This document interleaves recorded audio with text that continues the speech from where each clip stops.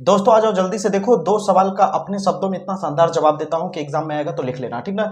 प्रकाश वैद्युत प्रभाव से आप क्या समझते हैं? आइंस्टीन का प्रकाश वैद्युत समीकरण का निगमन कीजिए। इसको देखो बहुत इजीली समझा रहा हूं। देखो, सबसे पहले तो तुम्हें प्रकाश का वैद्युत प्रभाव हेडिंग डालना, अगर आए तो। फिर लिखना क्या होता है, ध्यान से समझो।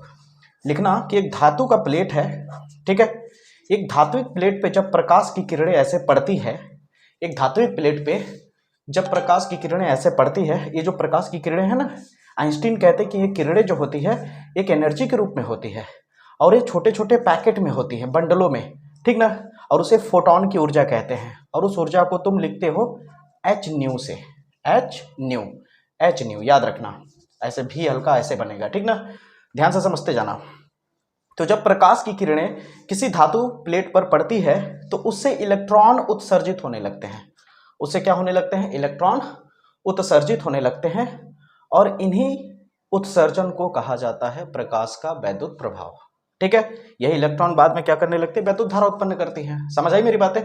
तो जब कोई प्रकाश की किरणें किसी धात्विक प्लेट पे डाली जाती है तो उसे इलेक्ट्रॉन उत्सर्जित होने लगते हैं। इसी घटना को बोला जाता है प्रकाश का वैद्युत प्रभाव।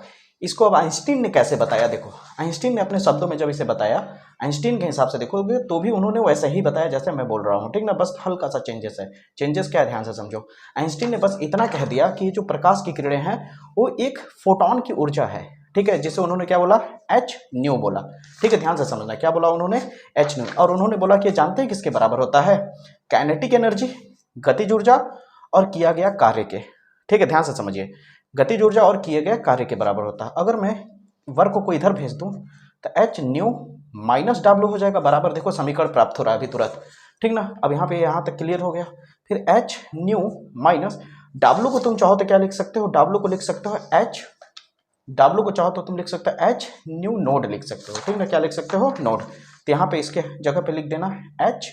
एच क्या है? प्लांक स्थिरांक होता है, ठीक ना। ये हो गया। काइनेटिक एनर्जी आपको पता ही होगा क्या होता है, हाफ एम भी स्क्वायर होता है, और यहाँ मैक्स लिख देना, मैक्सिमम है, ठीक ना। फिर उसके बाद यहाँ पे एच कॉमन ले लो। एच जैसे ही कॉमन लोगे तो बचेगा क्या अंदर में? V nu minus nu naught बराबर half m v square max. ये तुम्हारा समीकरण हो गया। बताओ समझ आया कि नहीं? इजी लगा? क्लियर हुआ? बहुत ही मजा आया होगा, क्लियरली आपको समझ में आ गया होगा दोस्तों, ठीक है। इस तरह से आपको करना होगा। समझ आई मेरी बातें? या तो आप चाहो तो इसे ऐसे भी लिख सकते हो, एच न्यू करके हाफ एम भी स्क्वायर, अब इस वैल्यू को ही उधर भेज दो, प्लस एच न्यू नोड। ये भी एक समीकरण है। समझ आई मेरी बातें? तो ये वाला आपको क्लियर हो गया वहाँ, जो कि आपको इस तरह से देखो कितने तरह किससे पूछने का तरीका है, ठीक ना। ऐसे भी पूछ सकता है। आपको ऊपर में देख रहे हो, आइंस्टीन के प्रकाश वैद्युत समीकरण लिखिए और इसके आधार पर प्रकाश वैद्युत प्रभाव के नियमों की व्याख्या कीजिए, ठीक है। तो इस तरह कुछ भी करके पूछ सकता है। यहाँ पे आपको दिख रहा होगा, ये देखिए हल्का सा मैं यहाँ दिखा रहा हूँ, यहाँ पे आपको दिख रहा है। इस तरह भी दे सकता है कि क्वांटम मॉडल के आधार पर प्रकाश वैद्युत प्रभाव की व्याख्या कीजिए तथा प्रकाश वैद्युत समीकरण ये वाला की व्युत्पत्ति कीजिए। तो जैसे मैंने बताया वैसे ही करना, और लिखने वाला तरीका तो अपने से बना के लिख ही सकते हो, बता ही दिया है मैंने। एक और क्वेश्चन देख लो जाते जाते, ठीक ना। जितना हो सकता है देखो उतना मैं मदद कर रहा हूँ, ठीक ना, ताकि कोई कसर न रह जाए, ठीक है। दे ब्रॉगली का तरंग परिकलन कीजिए, यानी दे ब्रॉगली का तरंग सिद्धांत। तो यहाँ पे देखो क्या कह रहा है, दे ब्रॉगली के अनुसार जब कोई द्रव्य कण, द्रव्य मतलब समझ रहे हो ना, द्रव्य कण जैसे इलेक्ट्रॉन, फोटोन आदि गतिमान होते हैं तो वे तरंग की भांति व्यवहार करते हैं, ठीक ना। याद रखना, दे ब्रॉगली के तरंग सिद्धांत में क्या कह रहा है कि जब कोई द्रव्य कण, द्रव नहीं द्रव्य, द्रव में सब आ जाते हैं, ठीक ना। जब कोई द्रव्य कण इलेक्ट्रॉन हो, फोटोन हो आदि, ये जब गतिमान करते हैं तो ये किस हिसाब से गति करते हैं? तरंग के रूप में, ठीक ना। एक तरंग के रूप में व्यवहार करते हैं, और द्रव्य कणों से संबंध इन तरंगों को द्रव्य तरंगे या दे ब्रॉगली तरंगे कहते हैं। हो गया, खत्म। अगर नहीं समझ रहे हो तो ऐसे समझो, ठीक ना, कि दे ब्रॉगली के अनुसार जब कोई द्रव्य कण गति करता है तो एक तरंग के रूप में गति करता है, और इसी तरंग को दे ब्रॉगली तरंगे कहा जाता है। हो गया, खत्म। क्लियर हुआ? पक्का ना? अब आएगा तो कर लोगे, बहुत बढ़िया, ठीक है दोस्तों, इसे कर लेना, ठीक ना।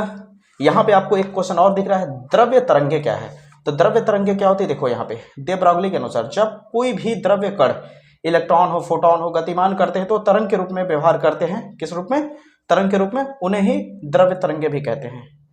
समझ आई मेरी बातें? मतलब वही हो गया घूम फिर करके। तो ये तीनों क्लियर हुआ या नहीं? पक्का ना? तो इसे जल्दी से रिपीट कर लो, बहुत ज्यादा समय का वीडियो है नहीं। और मेरे तरफ से ऑल द बेस्ट, बहुत बेहतर पेपर देकर के आओगे, मैं जानता हूं, मेरे को अपने ऊपर भी भरोसा है और आपके ऊपर भी भरोसा है कि आप बेहतर करके आओगे, फोड़ के आओगे। टेंशन मत लेना, टेंशन लोगे तो सब भूल जाओगे, ठीक ना। याद रखना यार, नाम याद रखना यार, मामूली थोड़ी हो ऐरा गैरा। अपने अंदर झांक के देखो, तुम बेहतर हो, कर सकते हो, यू कैन डू इट। धन्यवाद।